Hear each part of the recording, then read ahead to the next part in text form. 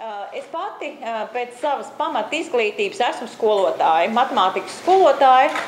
Un 93. gadā, tas bija šausmīgi sen, kad es beidzu Latvijas universitāti, sāku strādāt skolā, un es pieņēmu izaicinājumu tajā laikā, kas bija daudz lielāks varbūt nekā iespējamā misija. Un tas izaicinājums bija, es sāku strādāt kā mācību pārzini. Ne slikti, ne labi, gāja man ļoti grūti, un tas viss ir stāsts par mācīšanos, kā mans dzīves ceļš tālāk ved arī ar mācīšanos, un kā ir tas saistīts arī ar šodienas mūsu tēmu, kā palīdzēt sev mācīties, neatkarīgi no tā, kas mūs māca. Neatkarīgi no tā, kas stāv šeit priekšā, neatkarīgi no tā, kā mainās cilvēki, kas ir mums apkārt, kā mēs varam attīstīt sevī mācīšanās prasmes, un iespējamā misija ir viena no vietām, kur Latvijā šobrīd, es teiktu, ir ekscelenta mācīšanās pieredze, un ja jums arī pēc šīs pusotras stundas būs sajūta, ka jūs gribat piedalīties iespējamā misijā, laipni lūgti. Otra lieta, kādēļ es esmu arī šeit un varu ar jums runāt, tālāk no skolas mans darba ceļš veda uz Latvijas divām populārākajām bankām, tas ir uz Hansa banku, šobrīd tā ir Swedbanka un DNB Nordbanku, kur es strādāju kā personāla attīstības speciālisti un vēlāk kā personāla pārvaldes vadītāji. Tas nozīmē tikai to, ka dienā es sastapos ar to, kā pieauguši cilvēki no studiju sola ienāk darba tirgū, kā viņi mācās, kā viņi prot mācīties, kā viņi prot attīstīties, vai gluži otrādi neprot to darīt, un arī par šīm lietām es šodien ar jums runāšu. Savā ikdienas darbā es šobrīd esmu pieaugušo pasniedzēju, es mācu uzņēmumu vadītājus, es palīdzu viņiem kļūt par vēl foršākiem uzņēmumu vadītājiem. Tad visu laiku tas ir saistīts tikai un vienīgi ar mācīšanos, plus vēl tam visam pats studēju Tallinas universitātē šobrīd un papildinu savas zināšanas arī tajā profesionālajā jomā, kurā es strādāju. Mans mīlestības darbs ir iespējamā misija. Esmu kopā ar iespējamo misiju ar pusgada nobīdi no viņa dibināšanas brīža, bet tā ir ekscelenta pieredze piedzīvot to, kā no jauniešiem, kam visa pasaule ir balta vai melna, ir sava patiesība, ir savas lietas, kā pasaule redz, līdz 2 gadu termiņā iznāk ārā tāds foršs cilvēks, kur es teiktu, ja man ir jādibina uzņēmums, es iespējamās misijas jauniešu ņemtu tur pirmkārt. Un tas ir tas mans pieredzes stāsts un lietas, kurās es dalīšos un par kurām mēs šodien runāsim. Bet vēl pirms tam es gribu piedāvāt jums vienu stāstu. Septembra beigās es biju Turcijā, kur notika Eiropas personāla vadības kongress, ikgadējais, šogad 25. pēc kārtas. Un tur bija viss akcents tikai uz to, kādi ir jaunieši, kas ienāk darba tirgū. Ko viņi prot, ko viņi var, ko viņi zina. Kā jums liekas, par ko tur varēja būt runa? Kāds ir jaunietis, kas ienāk darba tirgu un kādam viņam vajadzētu būt? Kas tur sarežģīts? Jaunietis, nezinīgs, ja? Viņam vajadzētu būt visu zinošam ar datorklēpī. Jā, ar datorklēpī, jā, visu zinošam var būt, bet pats lielākais akcents bija protošam mācīties. Protošam mācīties.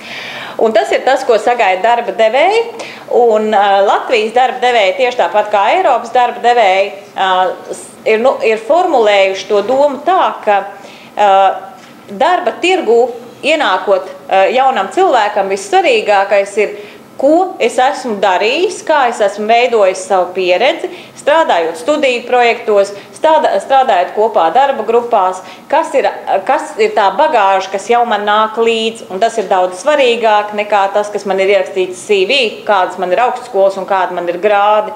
Šobrīd darba tirgus ļoti izteikti mainās uz to, kā es protu mācīties, kā es caur savu pieredzi stāstu varu parādīt, ka es esmu protoši mācīties.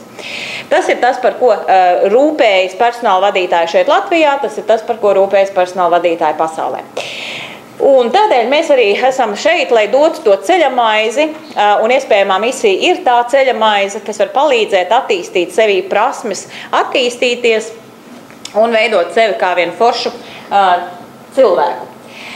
Šodien mēs runāsim par tādām 3 lietām, kuras viņas nebūs tāda punkts pa punktam.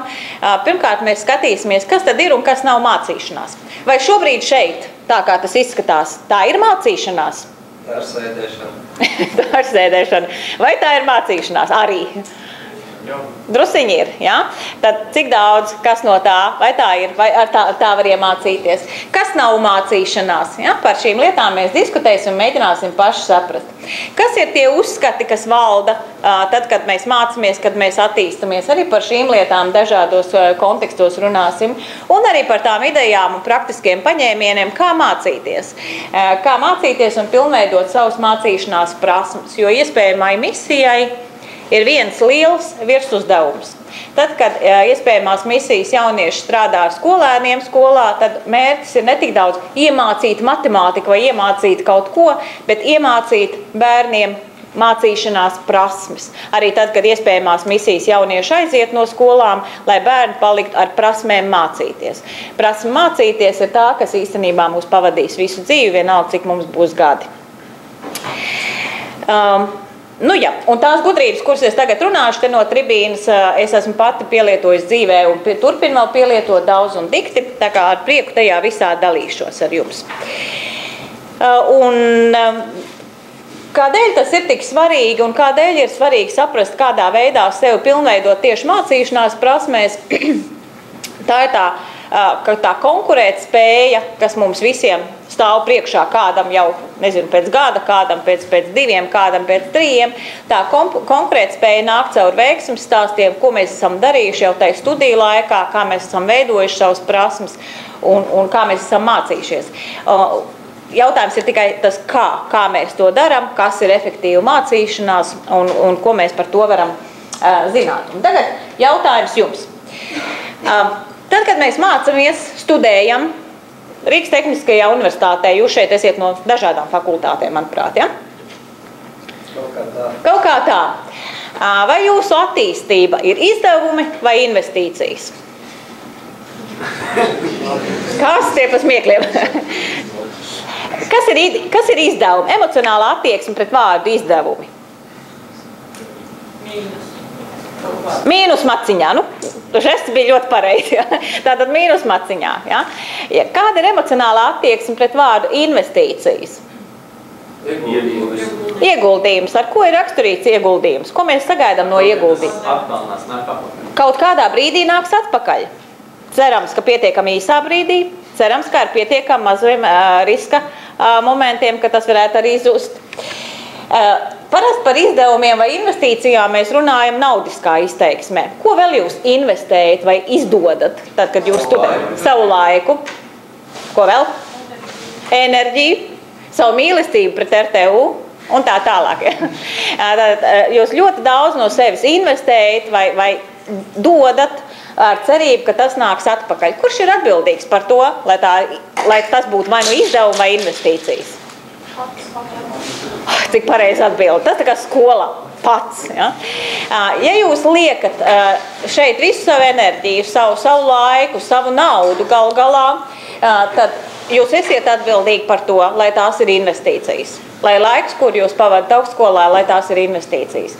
Neatkarīgi no tā, kas jums šeit notiek priekšā. Neatkarīgi no tā, kādā veidā notiek mācīšanās. Protams, mēs gribam labāko, ko vien var, bet mēs arī esam atbildīgi katrs ik viens, kas šeit sēž par to, lai tie nebūtu izdevumi, bet lai tās būtu investīcijas.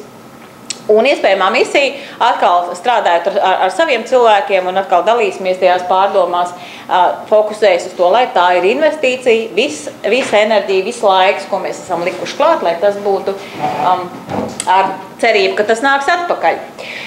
Un tad ir lielais jautājums, kādā veidā virzīties no haotiskas mācīšanās uz mērķtiecīgu mācīšanos. Pat nezinot, kas ir haotiska mācīšanās, un teikšu uzreiz, tur nav nekāda definīcija, tas ir atkal tā intuitīvā sajūta, kas ir haotiska mācīšanās un kas ir mērķtiecīga mācīšanās. Un šeit ir jūsu pirmā saruna vienam ar otru. Ieskatieties acīs vismaz 2 tuvākiem cilvēkiem, kas jums sēž, vai nu 2 puiši, vai 3 puiši, vai meitenes, vai visi jaukti, un jūsu uzdevums ir interesanti, jā. Jūsu uzdevums ir padiskutējiet par to, kādā veidā virzīties no haotiskas mācīšanās uz mērķtiecīgu mācīšanos. Sākums tam visam ir dabūjiet to kopējo izpratni, kas vispār ir haotiska mācīšanās un kas ir mērķtiecīga un kā to darīt. Aiziet mirklis 5 minūtes mazai diskusijai. Pāris domas kas ir haotiska mācīšanās, kas ir mērķtiecīga un kā no vienas uz otru var tikt. Par ko diskutējāt? Kas bija tas, par ko parunājāties? Par šo divu jēdzienu atšķirību, piemēram, haotiskā ir mācīšanās tā, ka tu nezini, uz ko tu iecies, ko tu beigās uzzinās no tā. Mērķtiecīgā ir, ka tu pašā sākumā izdomā, ko tu no tā iegūsi, kad tu kaut kāds priekšmets priekšā palic. Jā, ko tu īstenībā gribi? Jā. Kāds bija vēl domas un diskusija? Tas ir par prioritātēm, kuras ir izvēlētas balstoties uz to, kas patiesi vēlēs. Jā, tātad par izvēlēm saprotu, ko es patiešām gribu beigu galā, jā, vai pēc kaut kāda atskaites laika. Jā. To arī tā mēs nonākam līdz tā saknei mērķtiecīgs mērķis. Citiem vārdiem sakot, mēs uzstādam mērķi un sastādam plānu, kā šo mērķi. Jā, tur ir kaut kas par konkrētu mērķi vai konkrētu redzējumu un par kaut kādu rīcības plānu, kādā veidā mēs varētu kaut kur virzīties. Tur augšējam stūrim, par ko bija diskusijas, ko jūs izprātojāt.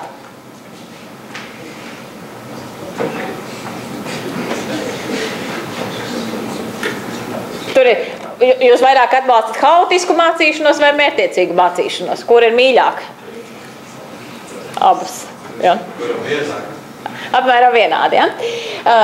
Es šodienas sarunu vairāk fokusēšu uz to mērķtiecīgo mācīšanos, ka mēs zinām, pa kādu ceļu mēs gribam iet, kur mēs gribam nonākt, kāpēc mēs tur gribam nonākt, kas no tā, ko mēs no tā iegūsim, un tad kā pārvirzīties no haotiskās mācīšanās uz mērķtiecīgo. Vai bija arī kāds idejas, kā to izdarīt? Nu, viens ir, skaidrs, ka tā ir mērķtiecība, bet kā? Kaut kāda plānošana, tā ir laika un kaut kādas savas rīcības struktūras plānošana. Kā vēl? Apsēsties un padomāt. Sākt ar to, ka apsēsties un padomāt. Un es arī dažas receptes pateikšu priekšā, kādā veidā to domāšanas rullīti nomainīt, lai mēs sāktu domāt mērķtiecīgi un ne tik daudz haotiski mācīšanās ceļā. Mums katram ir jāapzinās, kāda ir mūsu mācīšanās ieradumi. Pirmkārt, kā mēs vispār informāciju uztveram, kā mēs viņu dzirdam, kā mēs to redzam, kā mēs to izjūtam. Mums ir katram jāapzinās, kāda ir mūsu ieradumi, tad, kad mēs pierakstam. Kad jūs veidojat pierakstu, ir katram savi ieradumi, kā jūs to darat. Pēc tam var izlasīt to, ko esiet tur sarakstījuši. Nu, dažādi, vai ne? Tad kā jūs veidojat piezīmes, kā jūs veidojat dubultpiezīmes, kā jūs veidojat atsauces uz kaut ko? Kā jūs lasat informāciju? Pa diagonāli. Kaut kas galvā pa diagonāli ir palicis. Ja? Atkal, kādas ir manas lasīšanas prasmes, kādā veidā es to daru. Ja? Tā ir atkal tā apzināšanās, kā es to daru, kas man paliek galvā, kā es mācos. Tad, kad jūs pasniedzējiem uzdodat jautājumus, par ko jūs jautājat? To, ko nesaprot, lai viņš ņem un pastāsta, vai ne? Kā es attīstīšu savus jautāšanas prasmes, jēgpilnas jautāšanas prasmes, ja? Lai es dabūtu to, ko es patiešām vēlos, nevis izsist pasniedzējiem pamat zem kājām, vai lai viņš turpmākās 90 minūtes runātu kaut ko citu, nevis to, ko mums būtu jāmācās. Ja? Kāpēc es to daru? Ja? Kāda ir man ieraduma tad, kad es esmu šeit auditorijā, kad es esmu darba grupās, kad es esmu laboratorijā, kad es rasēju, kad es zīmēju, kad es domāju, kad es tulkoju? Kādā veidā es strukturēju informāciju, kur es mācos? Vai jūs lietojat domu kartes kā metodi? Kas tas tāds? Intriga ir radīta, tātad pirmais mācīšanās solis saprast, kas ir domu karte. Tātad, kā es strukturēju informāciju, pa kādiem kanāliem es to uztveru, ko es daru, ja? Ko es daru bibliotekā, ko es meklēju internetā? To, ko Google izmet? Ja, vai to, ko Twitterī kolēģis ir ietvītojis, ja? Tad kā es strādāju ar informāciju, kas ir man apkārt, un tā ir pati pirmā lieta, ar ko ir jāsāk darboties, tad, kad mēs gribam mācīties, apzināties, kāda ir mani ieradumi un kas tajos ir maināms. Un tā sāk fokusēties šis mērķtiecīgais mācīšanās ceļš, un šitas ir no zinātnes un no prakses, ka mācīšanās, jeb cilvēka attīstība vienmēr notiek pa 4 soļiem, un jūs varat pārbaudīt, kurā solī jūs esat un kas ar jums notiek. Un pirmais solis ir, ka mācībās Cilvēki rod jaunas atziņas, jaunas idejas, kuras viņi varētu sev nest līdzi ikdienas dzīvē. Kas šodien šeit notiek? Mācības vai attīstība?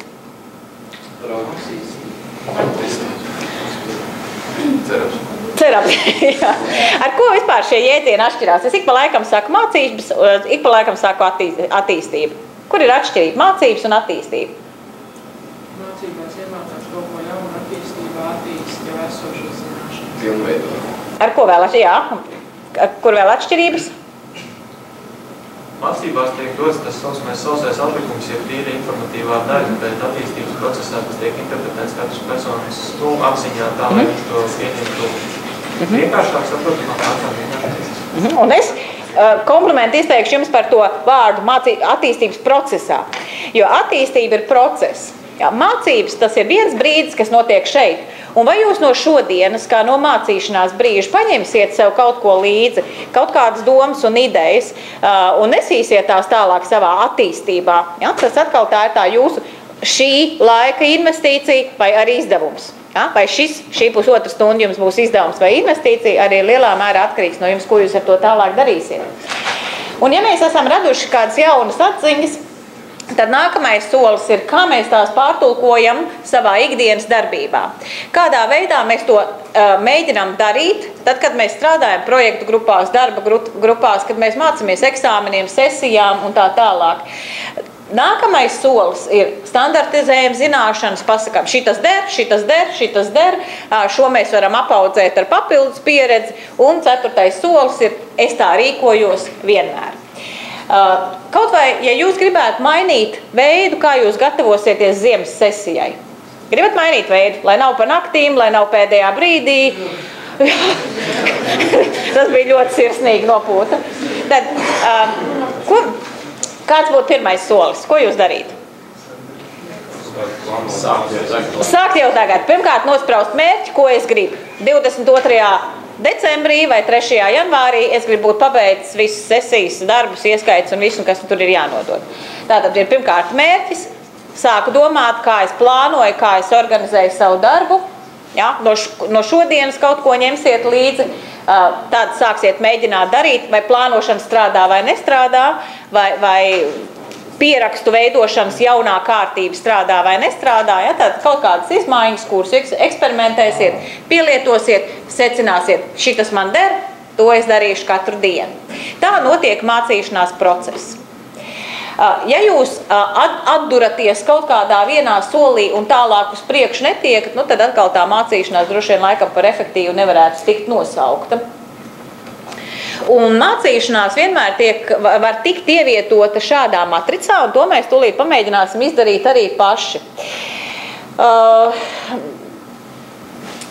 Paskatieties uz to bildi kā uz tādu lielu matricu.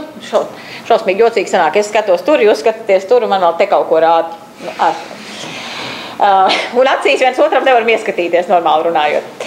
Tātad, ja jūs skatāties pa horizontālo asi, tad visas mācīšanās pakāpes ir jums šeit. Ir mācības, jeb attīstības process, kas ir vērsts tikai un vienīgi uz potenciālu attīstīšanu. Potenciāls ir, es zinu, ka tā ir labi. Es zinu, ka ir labi plānot laiku priekš sesijas. Es zinu, ka ir jāiet 9 gulēt. Es zinu, ka ir jāēd vitamīniem bagāts uzturs. Ja? Tas ir mans potenciāls, es to zinu. Visi zina daudz un dikti labas lietas. Vai ar to mums pietiek, ka mēs zinām, kā ir labi darīt? Ejam tālāk. Mēģināsim pāriet uz sniegumu. Nākamais līmenis sniegums, tas ir, kā es to daru, rezultāts, uz rezultātu orientēts. Es zinu, kā ir jāplāno laiks, un es mēģinu tā arī darīt. Ja? Vismaz nopērku kalendāru, kurā sarakstu pa minūtēm, ko es tagad darīšu. Ja? Tas jau būtu uz sniegumu vērsts, uz rīcību vērsts. Ja? Tātad sniegums tā ir rīcība, kas mēģina sasniegt kādas nebūtu rezultātus. Ja? Es zinu laika plānošanas principus, es viņus mēģinu darīt, es izprotu, kā to savu darba dienu ielikt kaut kādā kalendārā, lai nesabrauc viss. Vecgadu vakarā, ka jānokārto pēdējie eksāmeni. Vai ar to pietiek? Saplānoju kalendārā, tik tālu nu viss būtu. Tālāk ir jāpāriet uz produktivitāti, jeb uz to sadaļu, kas nes rezultātu. Ja es gribu iemācīties plānot savu laiku, vai es gribu iemācīties lasīt kaut ko efektīvāk vai savādāk, tad es eju līdz produktivitātes daļai, kas jau ir, kā es to daru ikdienā. Ja? Kā es to daru ikdienā. Un peļņas daļa jau ir, ka tas man nes kaut kādu labumu. Bet par to mēs mazāk runāsim, es drīzāk apstāšos pie tās produktivitātes sadaļas. Ja? Un tā katrai lietai ir jāiziet cauri. Es zinu, kā tas notiek, es mēģinu to darīt un es to daru ikdienā. Iespējamā misija atkal ir tā vieta, kur šīs prasmes tiek trenētas. Tas nav viegli pāriet no šīs es zinu sadaļas līdz es tā daru ikdienā, bet tā ir mācīšanās efektivitātes sadaļa. Tagad skatīsimies pa vertikālo asi. Kā tad mēģināt izmērīt? Cik tālu es esmu ar to savu zināšanu un prašanu ticis? Pirmais līmenis, viszemākā rindiņa, nav zināms rezultāts. Man nav ne jausmas, kā man iet ar to, ka es plānoju laiku. Es nemēru, es nesakoju tam līdzi. Ierakstīju, kā sanāca, tā sanāca. Ja? Šis līmenis laikam ir tas, par kur es pat negribētu runāt. Ja mēs kaut ko darām, mēs runājam par investīciju savu laiku, tad kāpjam augstāk. Nākamais mērīšanas līmenis es nojaušu, ir nojaušams rezultāts ar atsevišķi fakti. Vienreiz mēnesī man izdodas pieturēties pie sevis disciplīnas vai kāds māja ar galvu, ka tā ir. Ja? Tātad dažreiz sagadīšanās pēc man izdodas izpildīt to, ko es pats sev esmu uzlicis kā šo mācīšanās latiņu. Vai ar to pietiek? Atkal nē. Kāpjam augstāk. Zināmi rezultātu fakti.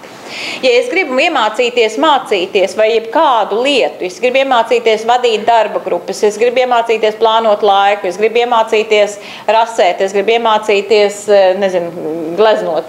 Jebko, ko es gribu, es skatos, kā es varēšu izmērīt rezultātu. Kā es zināšu, ka es esmu to izdarījis. Ja ir mērķis izvirsīts, tad pretī ir arī tas, kā es zināšu, ka tas ir noticis. Un pat augstākā latiņa es varu saskaitīt, ka 52 gadījumos no 63 gadījumiem man izdodas turēties pie savu laika plāna vai pie savām gleznošanas prasmu pilnveidošanas. Un tagad es jūs aicināšu paskatīties uz šo matricu un atkal tajās pašās draudzīgajās grupiņās, kurās jūs bijāt, padiskutējiet par to, kur jūs īstenībā gribētu būt, lai pilnveidot savus mācīšanās prasmes. Kā jūs zināsiet, ka jūs esat pilnveidojuši savus mācīšanās prasmes? Ko jūs gribat vispār sasniegt? Kurā no tiem līmeņiem palikt? Kurā no tiem 4 stūrīšiem? Aiziet minūtes 5, mēģiniet uzburt. Kur jūs gribat? Pirmajā šajā stūrītī, ja? Bet tā refleksija vai tie teikumi, kurus es vispirms gribu dzirdēt no jums, kā tas pats process vispār runāt par šo matricu jums gāja? Par ko jūs domājāt? Kas jums nāca prātā tai sarunas procesā? Gribās to augstāko stūri kaut kā. Nevis uzreiz, bet man pakāpes jādara. Kā pakāpes? Dzīves jomā šito vajag. Kā jums liekas? Piemēram, ja es esmu, piemēram, kaut kāds lidmašīnas vadītājs, vai man vajag zināt, kā zemūdeni vadīt? Jā, un kāda ir atbilde, kas jums iekšā notiek, tad, kad jūs šo jautājumu uzdodat?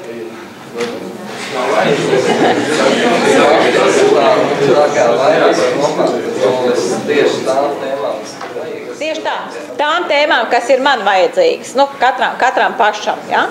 Katram pašam ieraudzīt, kas ir tas, kas man ir svarīgi, ja? Kas ir tās manas dzīves tēmas, jo to, ko jūs sākumā jau kolēģi teica, kas ir mans mērķis un mana jēga, un tad, kur viņi man tur dzīvo tajā matricā. Ja?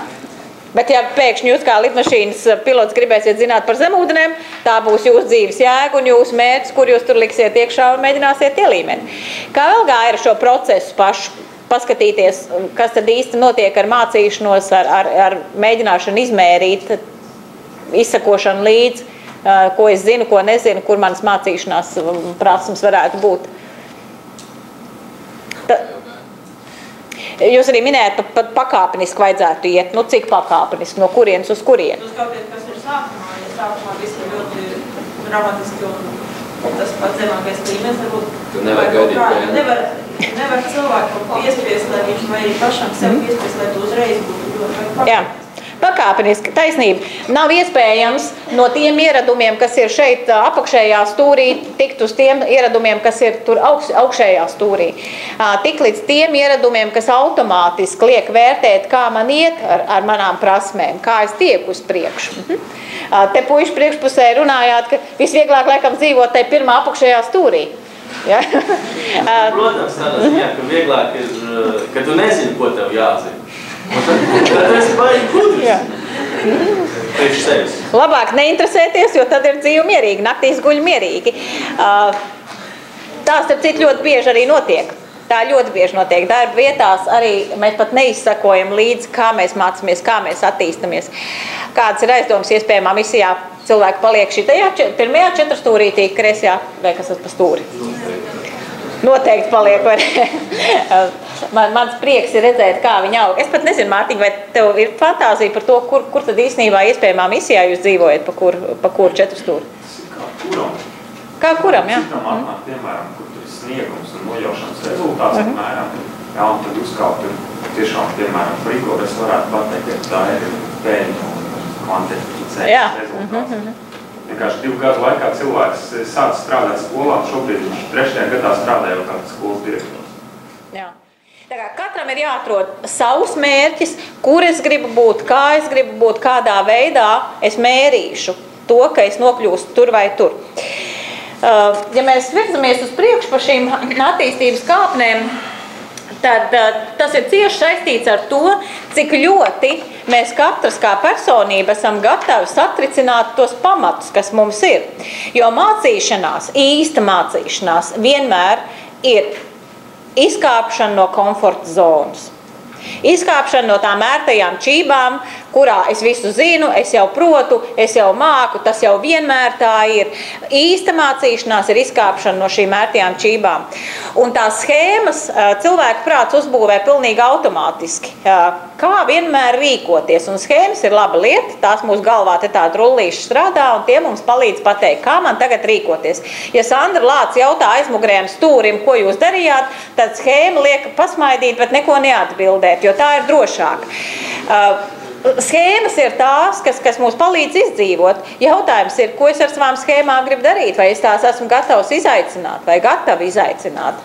Es domāju, ka iespējamā misija arī ir tā vieta, kur es ar baudu vēroju, kā tur tās schēmas tiek tracinātas un kā tiek vēlreiz eksaminētas un vēlreiz pārliecinamies, ka tas rullītis, kur es savā dzīves ceļā esmu uzbūvējis, vai nu tas ir tas īstais un vai nu tas ved uz to veiksmīgāko rezultātu. Un tad, kad mācīšanās process notiek, tad mums ir 2 izvēles. Ja kaut kas sakrīt vai nesakrīt, tad es varu pateikt, tas man neder, un es par to neinteresējos. Vai es varu interesēties drusku vairāk par to lidmašīnas pilotu un zemūdeni turpinot, vai es druscīt gribu zināt, vai tā zemūdeni funkcionē tāpat kā man lidmašīna. Ja? Varbūt jā, varbūt nē. Ja, ja zemūdeni atšķirās no manas lidmašīnas, tad zemūdeni ir slikta, vai ne? Tā ir tā cilvēciskā domāšana, ka es esmu normāls, ja vispārēji drusciņi nenormāli. Un tā mēs arī tās schēmas veidojam. Mācīšanās ir šo schēmu izaicināšana, mēģināšana izveidot jaunus konceptus un domāšanas modeļus, kas mums prātā ir. Tad, kad pieaudzis cilvēks mācās, cik daudz jaunu informāciju viņš var, teiksim, vienā mācību seminārā uztvert? Cik vajadzētu? Mazāk par cik? Mazāk par maz bērni. Tā teorija saka, ka pieaudzis cilvēks visu laiku integrē jaunās zināšanas esošajās, un ap 23% tikai drīkstot būt kaut kas pilnīgi jauns, pārējie visu laiku pieaudzis cilvēks salīdzina un mēģina ielikt pagātnes pieredzē. Protams, ka skolā un studējot tas ir mazliet savādāk, jo droši vien, ka katra lekcija jums ir kā jauna lieta, bet tur jau tā ķēze arī sākās. Ka katras 90 minūtes ir kā jauns rullītis. Ja? Un kas no tā paliek atmiņā? 2%. Un tad tā mācīšanās prasme ir spēja visu laiku domāt, kā manas tagad jaunās zināšanas ieguļās tajās vecās zināšanās. Arī šobrīd notiek tas pats process jūsu smadzenēs. Kā tas, ko es te runāju priekšā par to, kā vajadzētu domāt par mācīšanos, sakrīt ar to, ko es jau zinu, ko es jau esmu praksē pārbaudījis, kas man jau ir ērti, kas man jau ir zināmi. Ja? Un mācīšanās ir tā mazliet nedrošības veidošana sev pašam, bet kā man mācīties, lai es kļūtu protošs mācīties? Ko darīt? Ko reālajā dzīvē darīt, lai jūs varētu par sevi teikt, es protu mācīties? Balsis no auditorijas. Neslinkot. Neslinkot, jā. Jāieplāno viss, cik iemācīt. Darētu tā kā ieplānot. Ko vēl darīt? Nepārkāpt sarakstu, nepārkāpt ieplānošanu. Nepārkāpt, turēties pie tā, to pašdisciplīnu sevi audzināt. Ko vēl var darīt? Sevi pabakstīt reizi par reizēm. Kā tas varētu izskatīties? Tā kā Facebookā tur ir tāda piebakst vai ne funkcija. Nebaidīties mācīties. Nebaidīties mācīties. Kā izskatās nebaidīties mācīties? Kā var redzēt, ka es nebaidos mācīties? Ar ko atšķirās dzīves skola no parastās skolas, tajā ziņā, kad mācīšanās veids? Izskatās, es domāju, ka tā parastā skola jums nav pārāk tālais mugurs, un dzīves skola arī tā kā ir klāt. No ar ko viņi atšķirās? Es atdošu to jautājumu atpakaļ. Tā teikt arī. Jā. Ar ko tad viņas atšķirās vai neatšķirās? Ko nozīmē nebaidīties mācīties, un arī tas jūsu jautājums, ko jūs tagad uzdevāt? Saliekam šīs abas lietas kopā. Kā izskatās nebaidīties mācīties? Principā pieļaut kļūdas. Neņemt akadēmisko. Ļoti pragmatisks padoms, neņemt akadēmisko. Nebaidīties pieļaut kļūdas. Nebaidīties domāt atšķirīgi. Nebaidīties izaicināt to, ko es jau zinu. Un tad tā bildīte, kas jums tagad parādīsies uz ekrāna, ir simbols, par to jūs varat domāt, ko jūs vēlaties, bet ideja ir tāda, ka mācīšanās prasmes nāk caur uzdrošināšanos piedalīties mācīšanās procesos, kas izaicina, kas atļauj kļūdīties, kas atļauj neiesnausties uz lauriem, kas atļauj satracināt pamatus, kas atļauj sanākt kopā visdažādākajiem viedokļiem. Tātad tas ir tā vide, kas izaicina. Kamēr es sēžu viens kopmītnēs īrētajā dzīvoklī, auditorijā, lasītavā, es pats sev šausmīgi mīlu un es pats sev neizaicinu. Ja? Jo man ir vieglāk sēdēt komfortā un lasīt. Ja mēs jau sanākam 2 cilvēki kopā, mēs jau viens otru izaicinām. Ja mēs sanākam 3 cilvēki kopā, vēl trakāk, 3. vēl jāpacieš par to burzmu. Ja? Tad tā ir kaut kāda kopā būšana, tie ir procesi, kas izaicina domāšanu mazliet savādākā rakursā, nekā es esmu domājis līdz šim. Tās ir mācības, kuras savieno ļoti dažādus skatu punktus, ļoti dažādas pieredzes. Es esmu es un tu esi tu. Mēs katras lietas redzam savādāk. Jo dažādāk mēs tā redzam, jo vairāk mēs varam tā kā ietvert tā redzes leņķī. Ja? Tā ir mācīšanās vide, kas savieno dažādas pieredzes. Šitik tālu runājot, jūsu pašu mācīšanās vidē notiek šādi procesi, kad jūs tiekat izaicināti, negulēt uz laimīgiem lauriem, ir? Gribētos vairāk. Jā, es arī teiktu, ka gribētos vairāk. Bet ja jums nepienes šo no malas, ko jūs varat darīt? Izaicināt paši sevi. Ja? Izaicināt paši sevi, un tas arī ar to arī droši vien, ka būs jānodarbojas. Un tad, kad mēs esam savienojuši šos dažādos viedokļus kaut kādā vienā vidē, tad tālāk mēs varam sākt radīt jaunas idejas, jaunas domas, vai vienoties par kādu konceptu, vai ieraudzīt situāciju jaunā gaismā, radīt noteikumus, kā mēs mācamies, radīt noteikumus tam, kā mēs vadām projektu grupas, vai mācamies izvirzīt mērķus, vai pilnīgi jebko. Ja? Un šitā tas trīsstūris visu laiku griežās. To sauc par mācīšanās procesu, kas atļauj cilvēkiem palikt ar savu es, ar savām domām un liktām klāt apkārt esošās domas. Un tagad es 3 slaidos jums parādīšu pasaules līmeņa formulējumu, kas ir 21. gadsimta darbinieks, jeb 21. gadsimta cilvēks.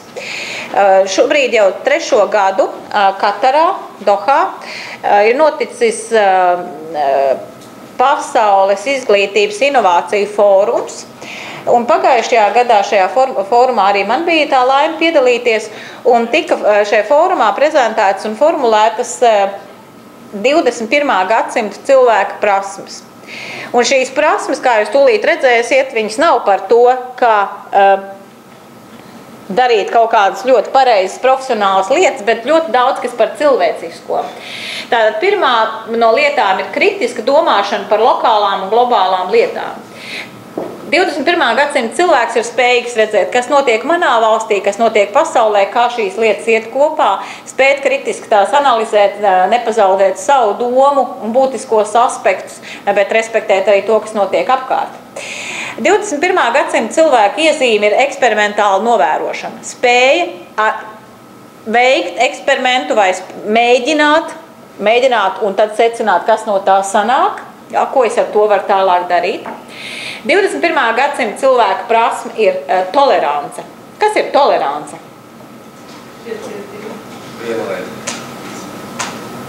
Iecietība. Saprast citus, principā, justies. Jūs uzklausīt. Nekur iesties un tādā, bet tomēr saprast, kas ar viņiem notiek. Ļaut viņiem būt tādiem, kādiem viņi ir. Ļaut viņiem būt tādiem, kādi viņi ir. Jā, empātija ir tā iejušanās citu cilvēku kādā, bet tolerance ir es akceptēju citus tādi, kādi viņi ir, tādus, kādi viņi ir. Ja? Tātad tolerance ir spēja respektēt atšķirīgo, visu, kas ir no manis atšķirīgs, neatkarīgi no tā, vai tās ir citas nācijas, reliģijas, seksuālas orientācijas, vai viedokļi, vai uzskati par vērtības un tā tālāk. Tā ir prasme būt ar balsi, ja praust viedokli. Tās ir diplomātiskas komunikācijas prasmes. Kas ir diplomātiskas komunikācijas prasmes? Konstruktīvas. Konstruktīvas, kāds vēl? Kas tur vēl ir pa kritērijiem? Jā, spēja arī piekāpties. Kas vēl ir diplomātiskas komunikācijas? Mērķi iegūtas labums savā pusē vairāk. Kaut kādā mērā, jā, arī tur lobēšana ir klāt, jā. Un diplomātiskas komunikācijas prasmes ir arī spēja saprast, kur, ko un kā es runāju. Jā? Kāpēc es to saku? Ja, apzināties, kas ir tas, ko es saku, kurā vidē, ko teikt. 21. gadsimta prasmes ir spēja un prasmes strādāt kopā dažādos projektos, arī starpnacionālos, globālos, ļoti, ļoti paplašinātos. Tā ir spēja un prasme iesaistīt citus un attīstīt citus. Tā ir prasme analizēt un novērtēt rezultātus un sasniegumus. Tā ir mērķtiecība un prasmes darboties sistēmiski. Svešvalodu prasmes. Starp citu, par kādu svešvalodu te varētu būt runa? Kādu svešvalodu pasaules līmenī varētu būt domāta? Gribas domāt, ka ķīnieši, bet tiešām tā ir angļu. Tā ir angļu valoda, un angļu valoda vēl joprojām arī pasaules izglītības fórumos uzskata, ka tā ir tā valoda, kas būs ļoti būtiska. Tās ir tehnoloģiskās zināšanas, tās ir prasme izmantot sociālos tīklus sevis attīstībā. Kā izskatās sociālo tīklu izmantošana sevis attīstībā? Puišiem bija asociācija droši vien par šo tēmu. Ko tas nozīmē? Prasmes izmantot sociālos tīklus sevis attīstībā. Drīzāk tā, lai zinātu šo sociālos tīklus tik lielā līmenī, lai saprastu, par ko apkārtēji runā. Jā, tā tad arī saprast, kas vispār notiek ap mani. Noderīgi kontakti, un tā ir vesela prasme, spēja veidot kontaktus ar cilvēkiem, no kuriem es varu mācīties. Ja? Tā ir vesela prasme, kas šobrīd ienāk darba tirgu un mācīšanās tirgu. Mēs čatojam pa 11 visādiem tīkliem, vienalga, kā viņi arī sauktos. Bet mērķtiecīgas sociālo tīklu veidošanas prasmes ir arī tās, ko māca šobrīd darba vietās biznesa cilvēkiem. Spēja atrast, kur ir tie cilvēki, no kuriem es mācos, kā ar viņiem dibināt attiecības un kontaktus sevis attīstībai. Stratēģiskā domāšana, spēja formulēt procedūras, jeb sistēmas, programmas, vai instrukcijas un prasme ieviest attīstības lietas, kādus attīstības projektus. Šādi tiek raksturots 21. gadsimta cilvēks. Nu, ja es te tā, šitas jums viss būs pieejams jūsu interneta vidē, bet ja es skatos uz šiem 3 slaidiem, tad kas ir tas, ko jūs mācaties un attīstat sevī, tad, kad jūs esiet šeit RTU studenti? Ko no tā visa? No šīs lapas, ko jūs teiktu, ka es ar šo strādāju, man tas labi sanāk? Vajadzētu kritisko domāšanu. Un kā ir? Vajadzētu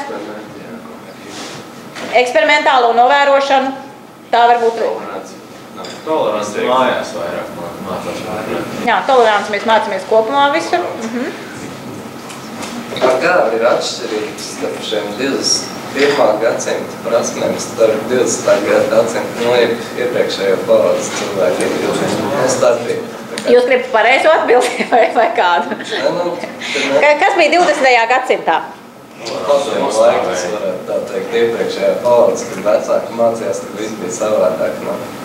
Ar ko mēs tik ļoti atšķirām? Nu, pirmkārt, teikt būs reklāmas pauze, un es ātri paskatīšos, cik mums vēl, mums ir pāris minūtes, es varēšu jums šo nokomentēt. Tas, ko... tas bija tas, ko es gribēju teikt. Tas, kā tiek uzskatīts, kas mainās, tātad tehnoloģija ienākšana ir pirmā lieta, kas ļoti būtiski izmaina to, kā uz visiem šiem prasmu jautājumiem skatīties. Tātad tehnoloģijas, kā mēs viņas lietojam, kā tās ienāk mūsu darba dzīvē un mācīšanās dzīvē pirmkārt.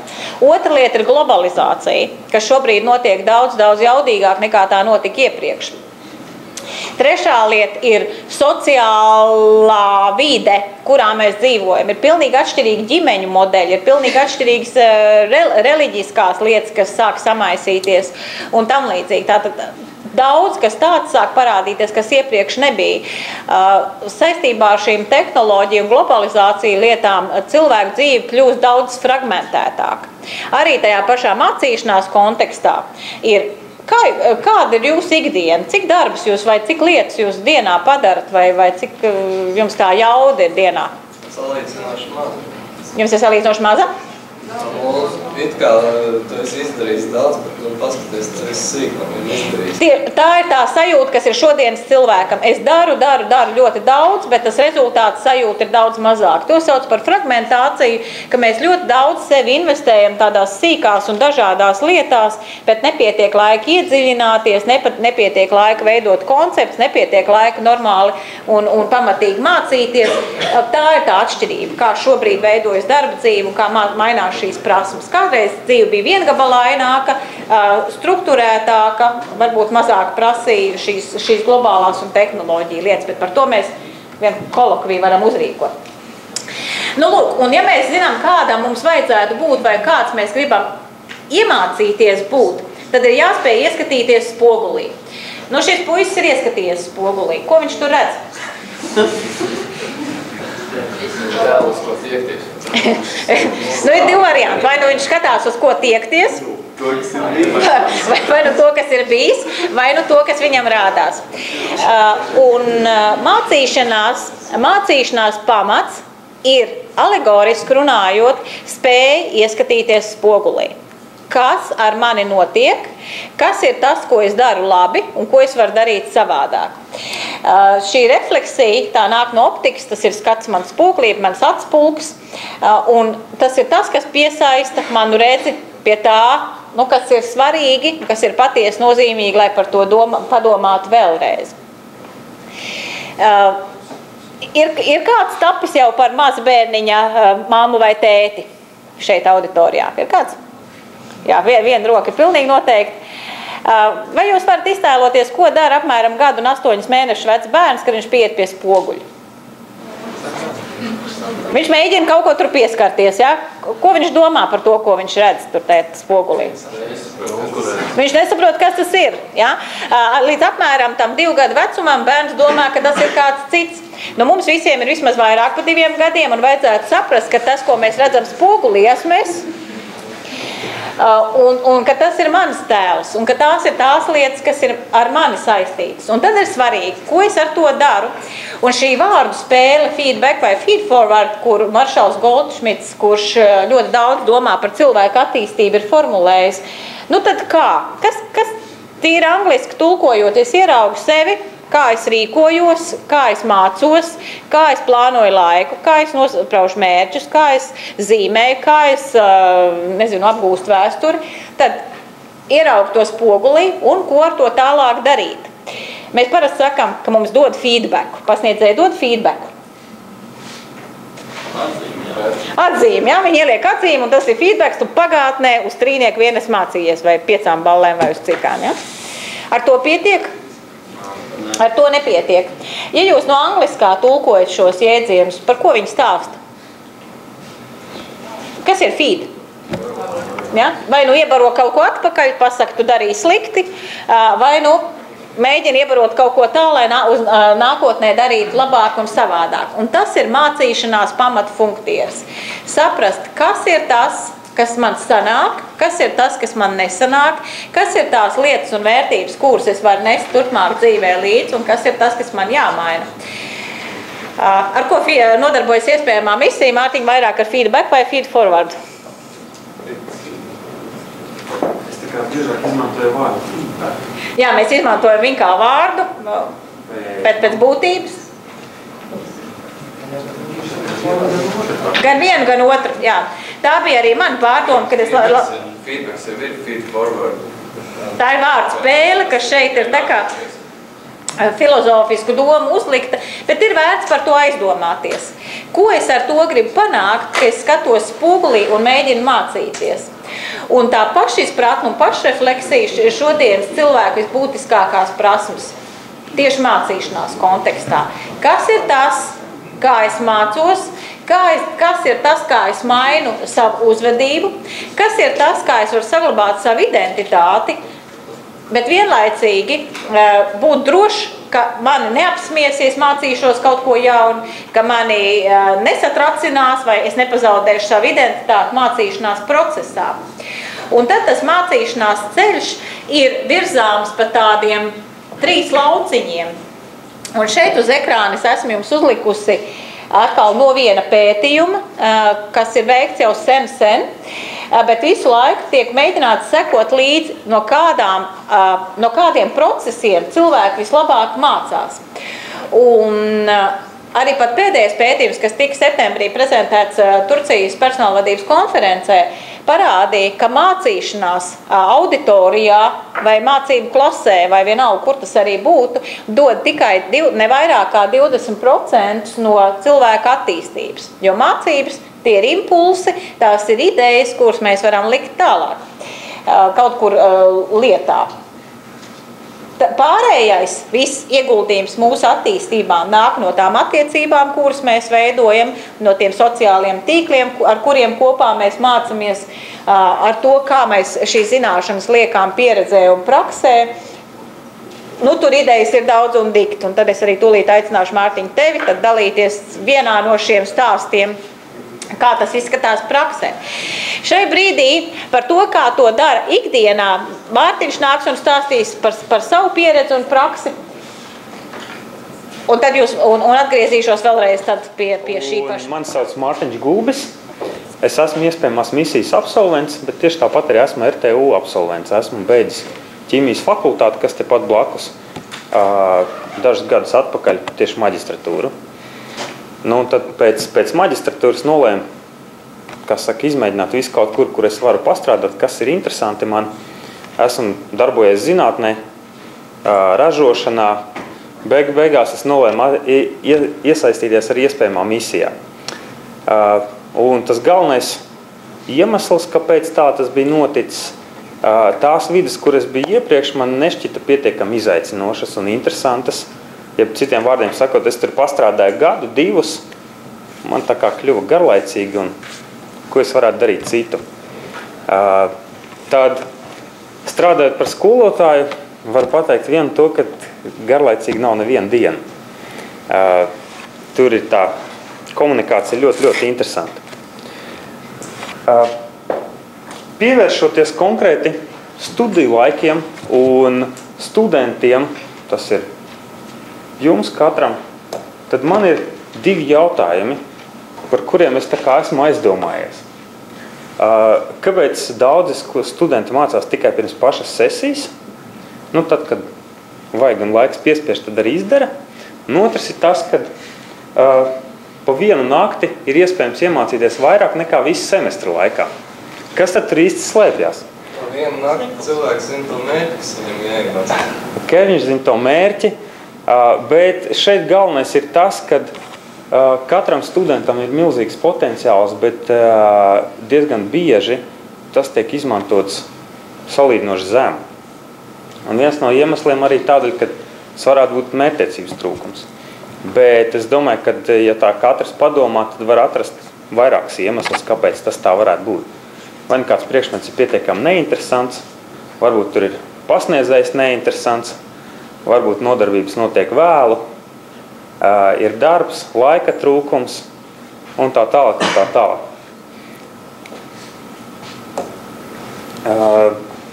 Un, ja paskatīties par to jautājumu, kas notiek skolā, un cik es atceros arī mācoties man universitātē, tad mācoties tajā klasiskajā tradicionālā veidā vienmēr rodas kaut kādas problēmas ar to mācīšanos.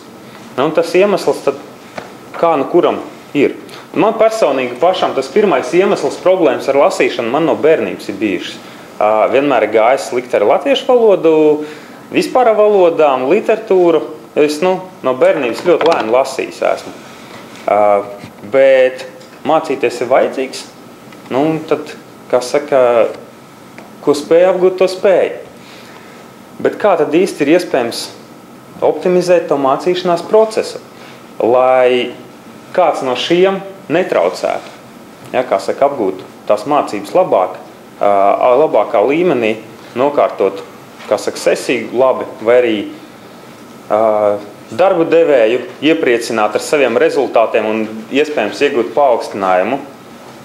Un es tad padalīšos konkrēti ar vienu veidu, kuru es esmu saskatījis gan priekš sevis ļoti vērtīgu, gan saviem skolēniem, un kad tas arī tiek diezgan daudz praktizēts iespējamā misijā. Jo atceroties studentus, ar kuriem kopā es mācījos, tad parasti bija tā, ok, ir sesija, katrs nolien savā stūrī, cik nu katrs iezubrās, tik iezubrās, un tad liek eksāmeni. Bet ir studenti, kuri apvienojas mazākās grupās un mācās tādā veidā. Bet arī tur sanāk viens no otra, teiksim, vai nu noraksta to, ko nesaprot, un īsti tā līdz galam nevienmēr viens no otra paņem to informāciju. Mācīšanās grupās, mērķtiecīgi mācīšanās grupās, es varu pateikt par rezultātiem, piemēram, tā kā es strādāju par fizikas skolotāju, tad ir meitenes, kurām fizika šķiet neinteresanta, viņas tajā neko nesaprot, un kā tad īsti izdarīt tā, lai viņas saprast.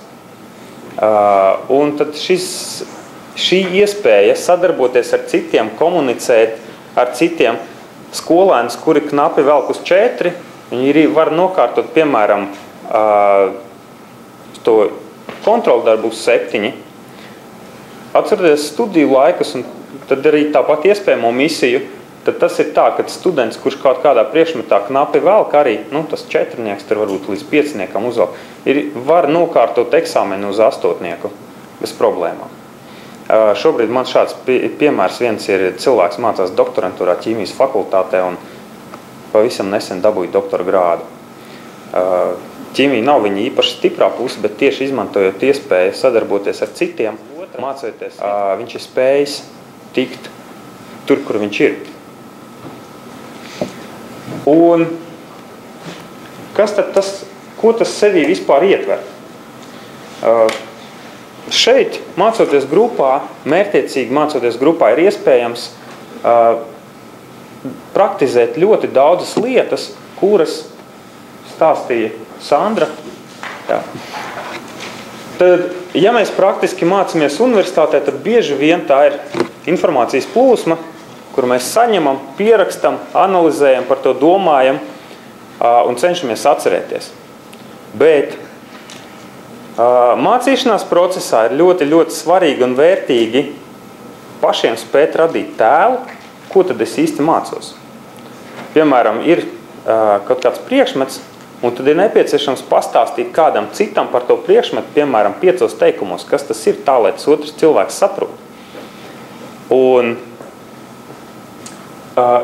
grupā ir iespējams tādā veidā viens otru izaicināt, un tāpēc būtu vēlams, teiksim, darboties no 3 līdz 5 cilvēki, jo, ja ir 2, tie var visu laiku savā starpā strīdēties, tad 3. viņus var apstādināt un pateikt, paga, mēs virzamies tur, sadarbojamies kopā. Ja ir vairāk pa 5, parasti tas izvēršas par vienkārši foršu tusiņu pasēdēšanu un kaut kas no mērķa ir iespējams novirzīties. Bet pirms pašas šīs sesijas jūs varat sevi izaicināt un apvienoties tiešām tādās mazās darba grupās un pamēģināt šo. Tas ir paņemt kopā apsēsties konkrētu priekšmetu, kas īsti ir jāizdara, kas tur jāiemācās, izdara, saprotu, lai visiem ir skaidrs, kas ir jādara. Otrs, tātad, kas tie ir uzdevumi? Tātad, konkrēti tā ir tā plānošana, kādus tad īsti punktus ir nepieciešams sasniegt. Tas tā kā būtu saprotams. Un šo, es domāju, daudzi var paveikt, bet grūtības sākās nākošā. Kad grupa sadala savā starpā, ja liels materiāls, ok, katrs izmācās, bet šo mācīšanos nepieciešams paveikt tā, ka es iemācos tā, lai es ne tikai saprotu, bet es to zinu tik tālu, ka es varu citam paskaidrot. Un šeit nāk iespēja pašam radoši domāt, modelēt situācijas, iztēloties, vienkārši piesaistīt klāt to, kas šad tad iztrūks no mācību procesa auditorijā. Un plus pašiem ir pirms eksāmena iespējams kādam citam praktizēt savas zināšanas tādā veidā, būt vēlreiz uz sevi pastīties no malas un tā, šito es nezinu, man tomēr par to ir jāizlasa vēlreiz. Vai arī to es zinu ļoti labi, un tagad manējie kursabiedri par to zinās arī ļoti labi, jo es viņiem varēju to izstāstīt. Un tad tas pēdējais, ka tā dalīšanās ir ļoti vērtīgi gan pašiem priekš sevis, lai saprastu un novērtētu, cik tad kvantitatīvi es esmu iemācījies, un otrkārt, to, kad ir iespēja praktizēt savas zināšanas. Tas cilvēks, ja students, ja, kurš zina labi un var iemācīties ātri labi, tam būs, protams, iespēja vairāk pašam praktizēt savas zināšanas, un līdz ar to palielināt savu to zināšanu līmeni, izpratnes līmeni, bet toties tam, kuram slikti padodās, tam pārējie var vairāk palīdzēt, tad viņš vismaz aizies līdz tam līmenim, ka viņš sāk izprast, par ko ir tas viss. Jā. Un tad, piemēram, cilvēks, kurš var nolikt eksāmenu uz 8, dabūn 10, tas, kurš varētu dabūt 5, dabūn 8. Un tādā veidā viens otram var palīdzēt dabūt rezultātus augstāk. Tad, un tie secinājumi, ko es gribētu pateikt, kad 2 kopā vienmēr var padarīt vairāk, protams, ne tikai 2, bet 3, 4, 5, nekā katrs no tiem atsevišķi darot. Jo katram kaut kas padodās labāk.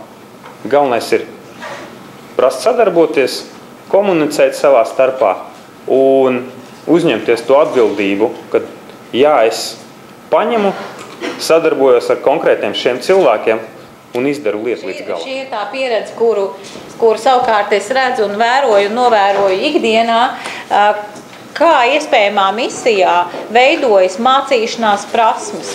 Un tas ir, es kā cilvēks, kas dienā strādā ar uzņēmumiem, mans ikdienas darbs ir darbs ar uzņēmumu vadītājiem, palīdzēt viņiem personāla vadības jautājumos, palīdzēt viņiem cilvēku motivēšanas un cilvēku atlases jautājumos, un tas ir tas, ko Latvijas uzņēmēji šobrīd novērtē visvairāk. Tā ir cilvēku spēja mācīties, darba vietās, un mācīšanās iegūms vienmēr ir uzvedības maiņa, jeb rīcības maiņa. Tās ir iespējas, kas jums paverās, jo, kā es saku, īsti labiem uzņēmumiem viņi ir pelnījuši sastapties ar īsti labiem cilvēkiem. Un īsti labi cilvēki ir tie, kas spēj mācīties, kam ir vēlms zināt, prast, spēt vairāk. Un no šī paša pasaules izglītības samita es atvedu jums 3 teikumus, kas tur tika formulēti. Un man liekas, ka iespējamā misija, pat nezinot, ko formulēs tajā lielajā samitā, dara šīs lietas perfekti. Pirmais teikums ir, es pats esmu pārmaiņas tādas, kādas es vēlos redzēt pasaulē. Ja es gribu, lai pasaule mainās, es sāku ar sevi. Es esmu tās pārmaiņas, kas tālāk tad implicēsies uz pasauli. Es esmu daļa no kopienas, kas veido progresu, nozīmīgu problēmu risināšanā. Ja es gribu, lai darba tirgus mainās, ja es gribu, lai Latvija mainās, ja es gribu, lai ekonomika kļūst veiksmīgāka vai savādāka vai kāda, tad es esmu daļa no tās kopienas, kas to ietekmē un kas to maina. Un šeit šī pusotra stunda ir tas brīdis, kurā es iespēju sev pielikt ķeksītes smadzenēs, es gribu tur piedalīties. Un trešais ir, es varu atbalstīt savu valsti, un mana valsts var atbalstīt mani. Un tur ir ļoti, ļoti dziļš teksts. Es varu šeit sēdēt un gaidīt, kad kāds mani atbalstīs, kad kāds mani investēs vai kāds man veidos kā izdevums, bet es varu būt tas, kas nāk ar savu iniciatīvu, kas nāk un darbojās. Jūs varat izvēlēties, kur no šiem 3 teikumiem jūs paņemt sev sirdī kā savējo. Es varu ar pilnu mīlestību teikt, ka es esmu paņēmusi šos visus 3 teikumus. Kaut viens no šiem teikumiem jūs uzrunā. Es domāju, ka iespējamā misija ir jūsu vieta un mācīšanās prasmes, kuras jūs apgūsiet, kuras jau šodien jūs varat paņemt līdz kādas idejas, arī būs tās, kas varbūt ir pilnīgi jauns pavērsiens jūsu karjerā.